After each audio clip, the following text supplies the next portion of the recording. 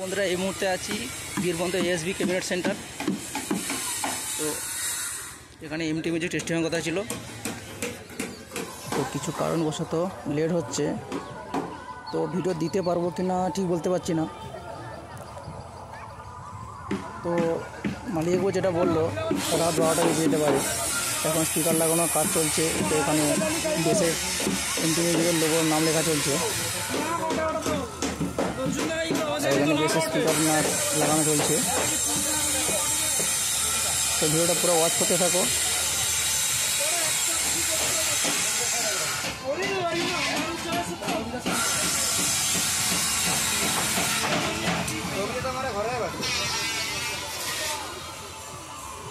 তো সেটআপটা কেমন লাগছে অবশ্যই কমেন্ট করে বলবে।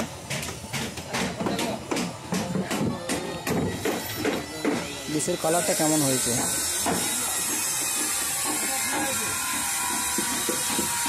এখানে আছে এমটি মিউজিকের মিটের লোগোটা।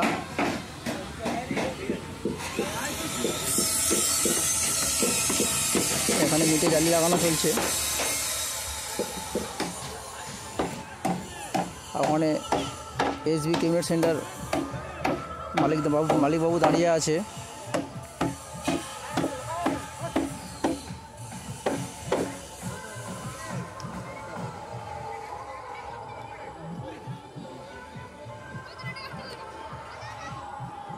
তো চলো ভিডিওটা আর বেশি বাড়াবো না।